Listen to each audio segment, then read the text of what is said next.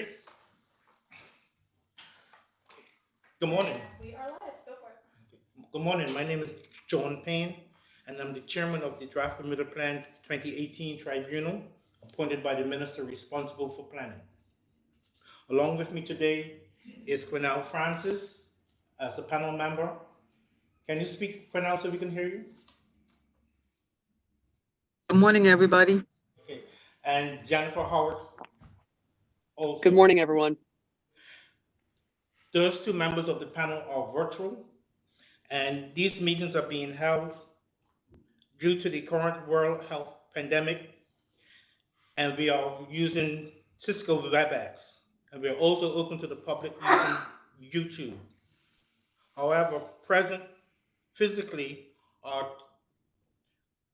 Larry Williams from the Department of Planning, who is the advisor to the tribunal, and Tamsin Doran, who is also from the Department of Planning, who is an advisor to the tribunal.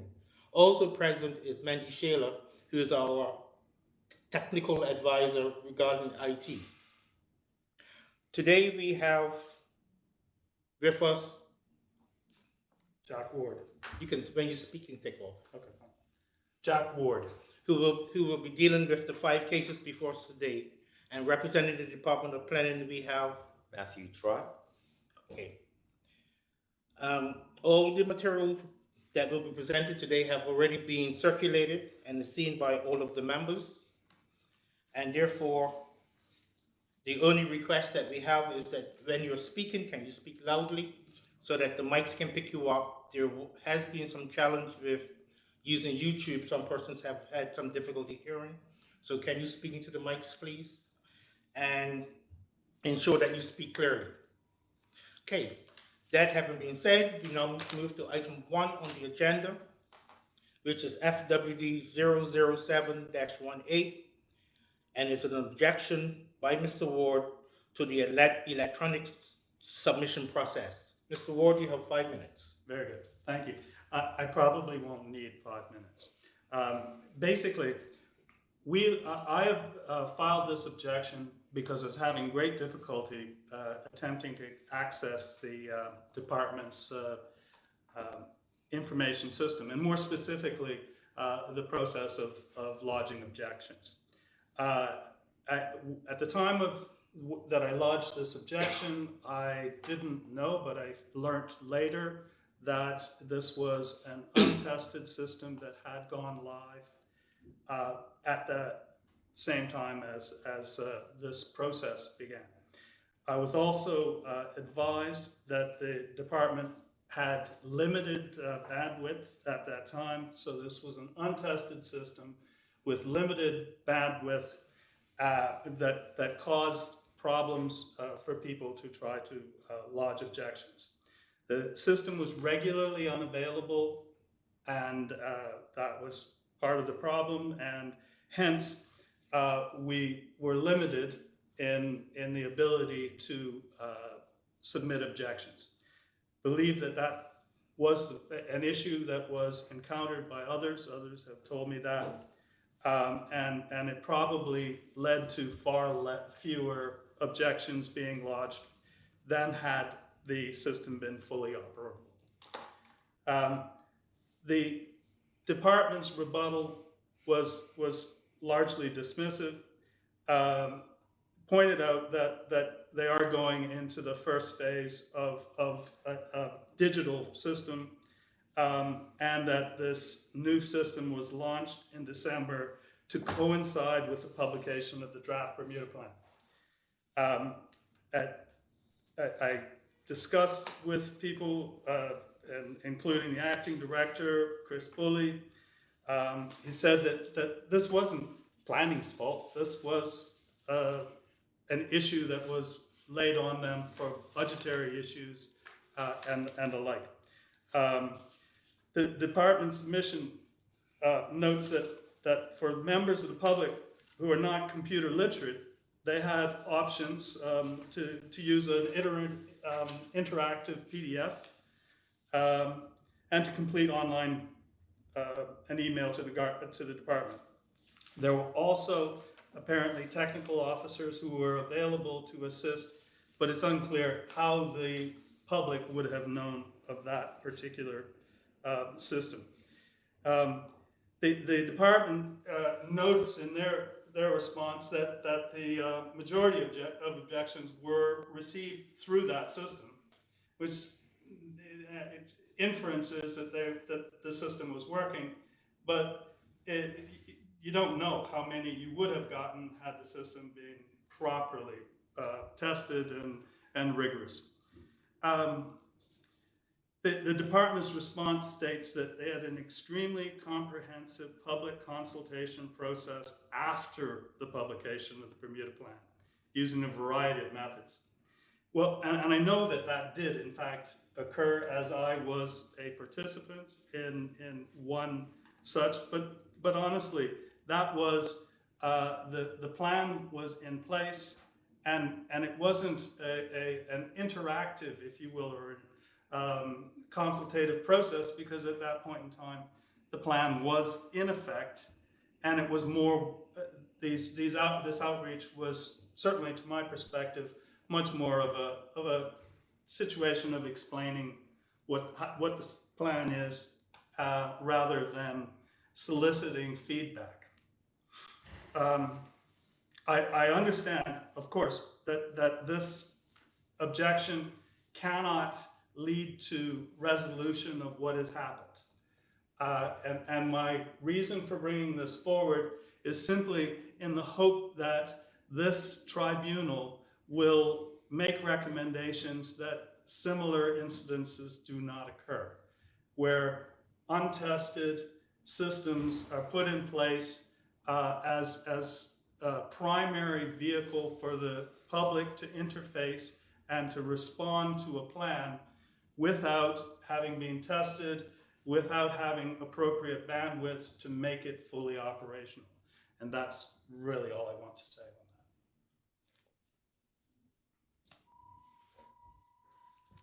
on that. Okay. So yeah, I just want to reiterate that the objection is not technically an objection that deals with the policy or the zone, like Mr. Ward has said. But I would like to say that that was not the only option to do the online um, to submit an online objection. When we advertised on our website and through the Royal Gazette and on Facebook and things, there was the option for people to submit handwritten copies, which was done. And if there were any issues, we recommended that people call the Department of Planning, and there were technical people to help. In relation to our new information system, yeah, it was launched. It's a new system for us, but it is used throughout the states. Other planning departments used database systems. We knew that there were going to be some issues, but to say that it just wasn't tested, it's an off the shelf product, so we know that it works. Um, so yeah, there were other options, and you know, we think that we don't totally agree with what Mr. Ward is saying, and but we do take on some of the things that he's saying on board. We do think we need to be helpful for people that aren't computer literate. So yeah, we've heard his comments, and we'll continue to think about it.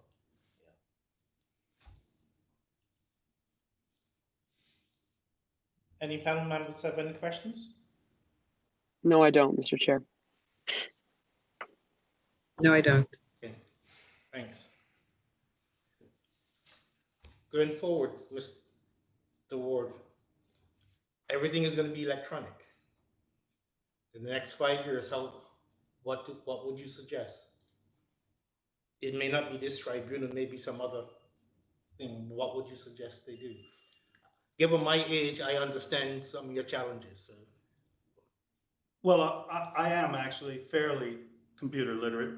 I work on computers daily for actually more time than I would like to admit. My main problem there was, in fact, that the system was not working well. And we were told by members of the staff here that I probably had better connectivity at home than the department had. This was the main vehicle by which people were submitting objections, and it was substandard. My suggestion is to ensure that in the future that systems have been live and tested prior to anything like this happening again. That's the sole point here. Indeed, my colleague was never able to log on at all, because as soon as it got to the prove you're not a robot, the system crashed. I don't think there's anything more that I wish to say to this, except for it didn't. I have one point, though. It seems odd that there seems to be a rebuttal to a rebuttal here. Is this the process that we're operating under? Normally, that's surprising to me. What do you mean by rebuttal to a rebuttal? Well, Well, you made some points, right? And in all fairness, you have to allow the department to express. You may have said something that they hadn't considered, or you may have said something that they would like to correct. fair enough. And then it's up for the panel to decide what it is we would like to do. Whether we, take on board your point and make a recommendation to the director that certain things be done, or to the minister, or not. The point I would make to that, sir, is that I was required to write my rebuttal to make sure that there was nothing new that came out. If we're then going to allow planning to respond to that, then that can be new to me, and I can be unprepared to respond to that. Mr. Ward, we already had some issues, and we tried to address the fairness of the process. And part of the issue that we had determined prior is that some consultation which maybe should have taken place, a to-in and fro-in, a given and taken, or a better clarification of points, may not have taken place. We have, as a panel, have decided, after consultation with the Attorney General's chambers, have decided to ask for rebuttals in writing. That you did. There is nothing new in what the Department of Planning has responded to you in terms of a rebuttal. And if they do provide something new, then it is my job as the chair to decide whether I should allow it or not. But I have not heard anything from the Department of Planning which is not in their written submission. Facebook was never mentioned in their written submission, sir. Now you're being pedantic. Fair enough. Right. Okay. We've heard both sides, and the panel will discuss it, and we'll move forward. The next item is FWD 009-18, and this is a need for improved guidance for the environmental impact assessments. Mr. Ward, again, this is not a policy issue, but it is something that you have strong feelings about, and maybe that it should be included in the policy, and we are entertaining it, so away you go. Thank you, sir. Yes, my point is not that it's a criticism of policy, it's a criticism of absence of a policy. The criteria and process for determining when an EIA will be required really does need strengthening and clarification. And we have seen cases, and I laid out those cases in the rebuttal here, and it's just, and also I did bring this to the previous director's attention and was told that needs to be fixed when there's a new plan. Fine, it was not. We have clients that were told that they needed EIA, but when you challenge it and they review it, no, it's not necessary. Additionally, the issue of that open manure pit that so plagued people in this parish, that would not have happened, in my opinion, had there been a defined set of consultees that should have been asked for their opinion on that. In point of fact, one of it appeared to be the main failure there was that one was sent for referral to the Department of Environmental Protection, and at that point in time, the acting director was the veterinarian, and the veterinarian reviewed it for its suitability for animal husbandry. Mr. Warner, are you sure?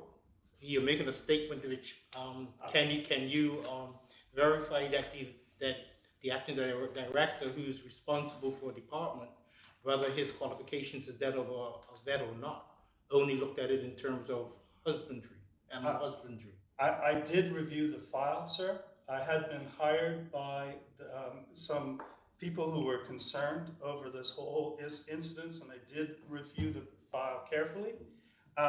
It was sent to the Department of Environmental Protection when the veterinarian was there. His responses did say that it was suitable for animal husbandry.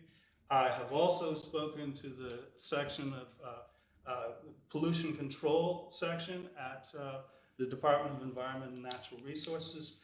They never saw it, and if they had, they would have objected to it. They would have had to take it to the environmental authority as a statutory body for licensing any sewage system, which they considered that to be. And hence, it never went through the statutory process of being licensed. Further, one of the conditions that was applied to that permission was completely impossible to do. It was to put a sealed top on that pit, which would have created... But what has that to do with policy?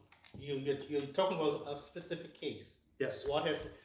This is... Give me the relevance for Okay, policy, because policy will include cases like those and other cases. So give me the policy position. The policy position. Yeah, you are. What I would recommend. Yeah, you're recommending that. I'm recommending that there is strengthening of the protocol by which these things are reviewed when environmental impact assessments are required. And this is just a case in point where had there been a defined list of people that their opinion is solicited. If, for instance, pollution control had been on that list, this would not have happened. That's my point. May not have, but nothing is definitive. So fair point. But that is just simply an example, and quite frankly, the fact that the condition was not possible. If you had sealed that thing, you would have created an explosive situation, quite honestly. So it couldn't be done, and hence hasn't been done. Fortunately, I think they've done some pretty good stuff to solve some of that, but there was a big challenge there, and it's likely that people's property value declined as a result of this. In the response, it basically said that this doesn't need to be a part of the plan because it's deferred to a guidance note. My belief is that the whole thing needs to be elevated in importance so that these sorts of things are codified and actually dealt with. Also, the department noted that I didn't make a submission during the early periods of the development plan. I was not engaged. I understand that a group that I was associated with was given information. I never saw it, and I know that there was an article in the paper which was 3 sentences total. So whilst they did try to do that, I wasn't engaged. I didn't know anything about that. So I didn't participate. It also said that I didn't provide any recommended wording, but I did reference the Cayman process and suggested, well, I didn't actually suggest that they look at that one, but that there are many models that exist that would solve this problem. Point taken. Point taken. Point One of taken. them's Cayman. Mr. Chairman, Mhm. I'm sorry, I'm struggling with understanding. We seem to be reviewing past things. That doesn't strike me as being within the remit of this tribunal. Can somebody clarify for me what it is that we're doing this morning? There are a number of issues that came up, which are, while they're not substantively policy, they could either be they could be recommendation for policy in the future. And we have given, because Mr. Ward and others have objected through this process, we've been giving them a little bit of license to express themselves. So yes, Understood, understood, but I think it might be a good idea for recommendations to be made rather than seemingly sort of rather negative comments to be made about things that happened in the past for which frankly we won't be able to do anything about. So if there are some recommendations about what we could take on board, I'm happy to hear those, but I'm struggling with hearing about historic matters for which this tribunal can do nothing. and that is why I told him to talk policy and not that particular case that he was referring to. And that is actually exactly what I submitted, was that there needs to be policy that clarifies a process that ensures that all applications are appropriately screened to ensure that if there are issues of environment or human health or any other critical aspect, that there's somebody in the room reviewing that proposal that says, okay, this needs to be studied.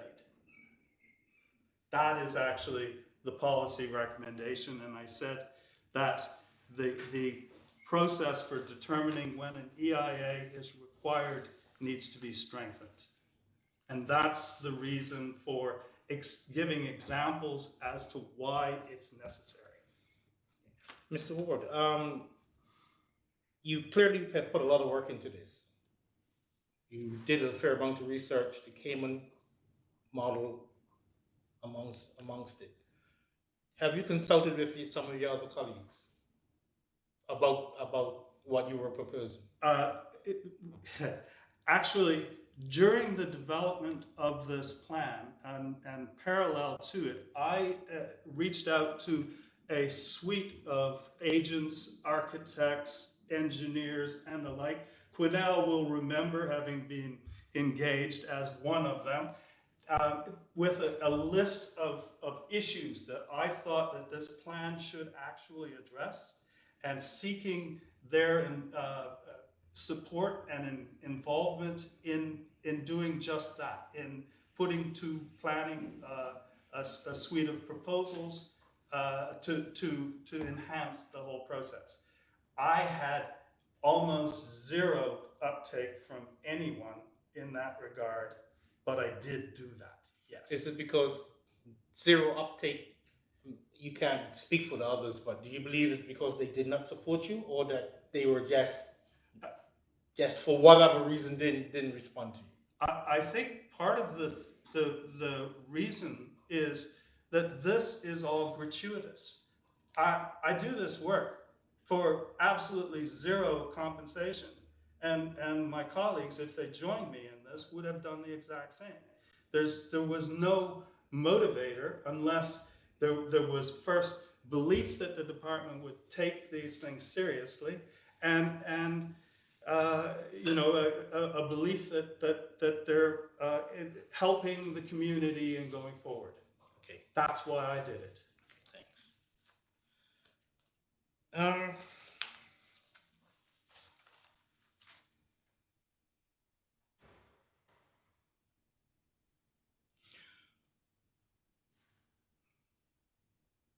Have any comments? I guess in response to that, I would say that the present situation is that we don't have any legislation that really speaks to environmental impact assessments and statements at this time. Should we have? Do you believe we should have one I think there's as a some, technical officer? I think that we should review it, and the department is in favor of strengthening and improving the process for environmental impact assessments and statements. We do have some guidelines within the planning statement presently, and we do have a guidance note on environmental impact assessments that was introduced in 2008. And I think the real contention is that Mr. Ward would like for that to be strengthened and put in the plan. The plan is the plans are something that's reviewed every 5 years, every 10 years, whereas the guidance notes are something that can be changed at any time. So it's the department's belief that that is where it's best to remain, so that we can get input from Mr. Ward and different people, and we can make those changes. Um, as it's something that will be changing fairly regularly. Um, we've got the Cayman Island example, and I know that forward planning has been in discussions with development management who are looking to revise that guidance note. So in principle, there is support for what Mr. Ward wants. Yeah, I think the department acknowledges that there could be improvement with that process. We just don't feel that it needs to be any policy changes within the plan. That can be done within the guidance. Okay. Panel members? I don't have any questions or anything. Thank you. No questions at all. Thank you. Mr. Chairman, may Yeah. I make one comment? Yes, there are guidance notes. We do a lot of environmental impact assessments, and the ground rules are changing all the time. We have had projects where understand that that environmental impact assessment is done. Mr. Ward, I understand Okay. what you're saying, but given that the department has already indicated that they believe that your case does have some merit, I don't think there's any need to proceed any further with it. Fair enough. Okay. The next case is FWD 0087-19, and it's time limit for the application with environmental impact. Having just decided or just heard from the Department of Planning that they do believe that Mr. Ward's concerns regarding the need for improved guidance for environmental impact statements. If there's a recommendation that the department proceed with that, then is there any need to discuss time limits? Because I would think that should come up in it. And also the need for standards for environmental impact assessment, because I believe that should also come up in it. Agreed. So if there's no objection, we will take it as those two as an extension of 009-18 and be discussed at the same time. That makes good sense to me. Mr. Chair, I just have one question in reference to that application that will obviously help.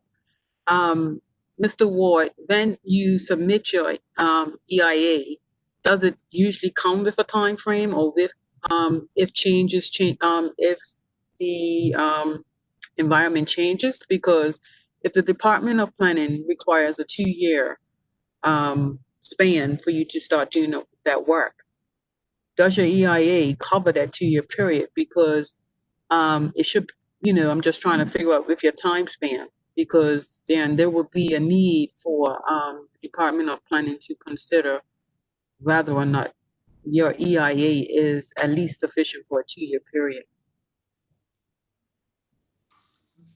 There is no clear timeline attached to the EIAs that we do. I don't think there are, in general, probably in any jurisdiction. uh, it behooves the government to have a screening process whereby any instance where significant changes may have occurred, and they may have been legal or policy, they may have been environmental, species related and the like, where things may have changed. They need, again, that review process with sufficient expertise in the room to be able to say whether or not conditions have changed sufficiently to render that EIA, or probably parts of that EIA, obsolete. I, there's no defined time. Okay, that's fine. Thank you. Okay. Okay, moving on. FWD 0011-18, impact of short-term vacation rentals. Mr. Ward. I do believe I articulated this fairly well, and that there's not an awful lot more to say. But the plan simply seems to fail to assess the impact that things like Airbnb may have on affordable accommodation, affordable rental. And I have, in my rebuttal to the department's response, because they do speak a little bit about some, I would say, extremely limited studies that were done to actually look at this issue. And they themselves say that in that plan, that there's a trend towards smaller sized households, and this will put greater pressure on the need for more affordable single person housing. And then, so I did a quick scan of the offerings that are on Airbnb for Bermuda. Went through the first 4 pages or something like that, and I find that overwhelmingly the types of properties that are being offered on Airbnb are exactly that type that you would expect to be a single unit, single person dwelling kind. So it's very clear that Airbnb in Bermuda is marketing exactly those types of housing to visitors. Also, quick look, another scan looking for information, and there's this very extensive study that was done in the US, and it concluded that they call it house sharing, home sharing, and that there's very clear trend towards increased housing costs and increased rentals associated with increased penetration of this type of system in the market. This is something that's happened all over the world. It's something we should not be ignoring. Ironically, it was literally, I was writing this response when I looked at the New York Times, and there's an article about the impact of Airbnb on housing and how it's hollowing out the centers of cities and the like, because properties that used to be available for student housing or the similar types of use are being changed over to Airbnb so they can make more money and actually have a little bit more flexibility in the use of their properties. I think that's a big issue for Bermuda, particularly when we have people who are highly challenged in being able to meet rental payments and the like. It's much preferable from a non-socially caring perspective as a landlord to maximize your income and your the security of payment by taking that property out of the local market and using it in Airbnb. Clearly not this year, and then the same day, Rachel Dill of the Coalition for Protection of Children saying the exact same thing, saying that there's a surge of housing going into Airbnb. I don't know whether that's true, but the department provides no evidence to make me feel that they have tested that in any way, shape, or form. They also speak about the availability of land for housing, residential zoned land for housing. This is a major plank, actually, in what the plan says.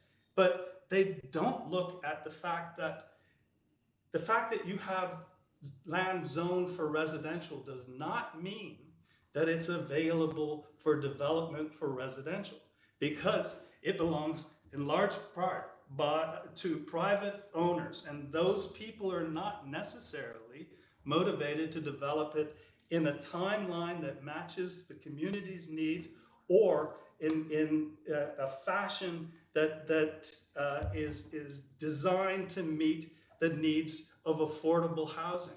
Isn't that not the government's responsibility? And not necessarily the Department of Planning itself. Well, but my point there is that the plan says there's adequate land zoned for residential, but a large part of that is privately held. So how can this definitively state that it is going to meet the needs of the future of Bermuda, unless it belongs to the government?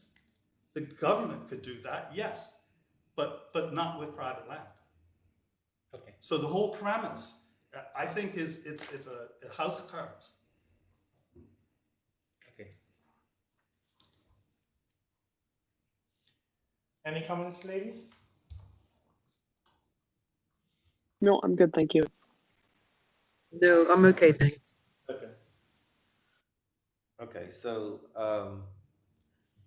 this objection really has to do with the background research for the review and strategy report, which could have impacted the policies within the plan.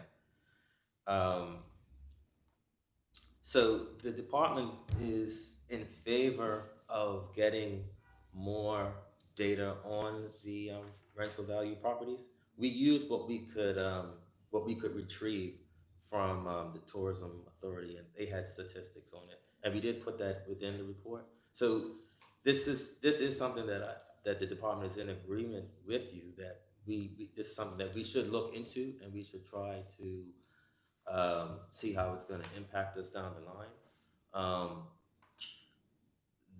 The government said that they're going to have a light touch approach to it, whether they want to collect information or not. Some of it was sort of questionable data that they had so far. So there's something that we definitely want to monitor on an ongoing basis. We do have policies or a policy within the plan that should help government or private people who want to develop. We have an affordable housing bonus, which is in there. So we are aware of it. So this is just something that as better data becomes available, we will be able to match that. The other thing is that with how the planning process works, it's driven by the private sector. People, it's their property. They have to make decisions on what they want to do. And, we can't always prescribe exactly how they're going to use their property. We can make suggestions and things like that. But that's just how the planning process works.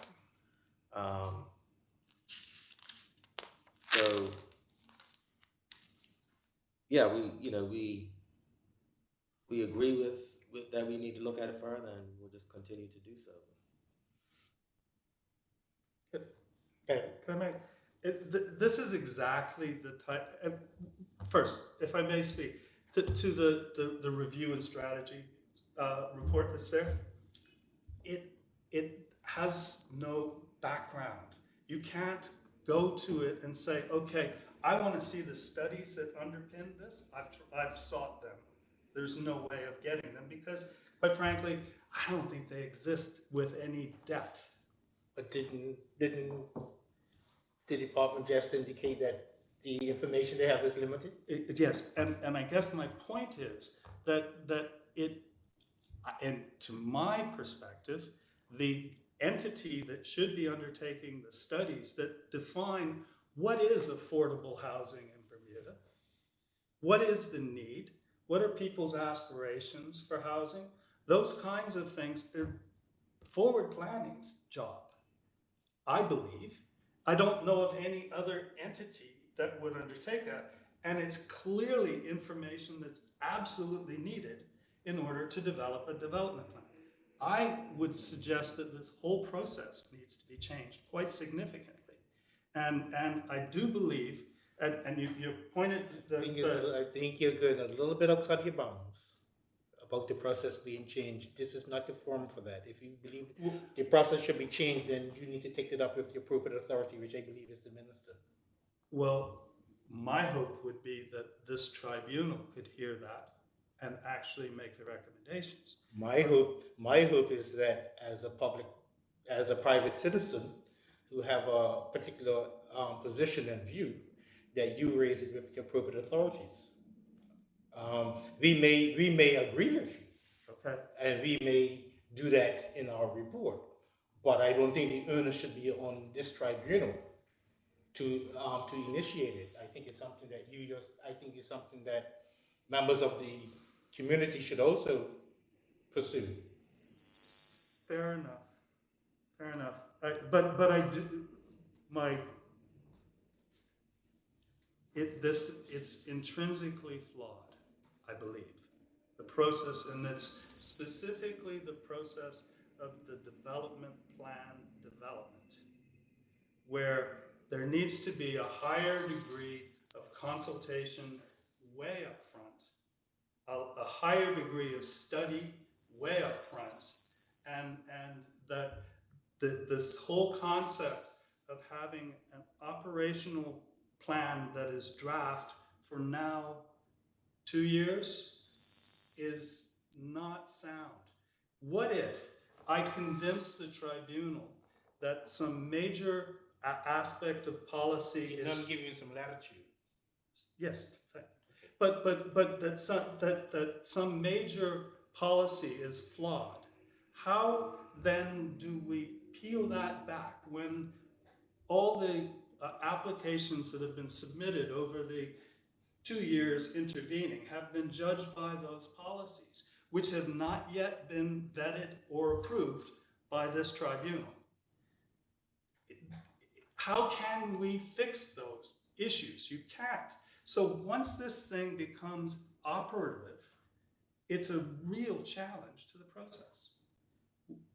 And just, I really do believe I hear you. the tribunal could help a lot by taking that on board and making a recommendation. The plan should be a living document, not just the guidance documents. The whole thing, actually, sir. Okay, thank you. Okay. Any questions, ladies? No, thank you. Okay, thank you very much. Thank you. That's the end of it. That is the end of the public side of this hearing, and we will go into private committee discussion. Thank you for your time. Greatly appreciate it.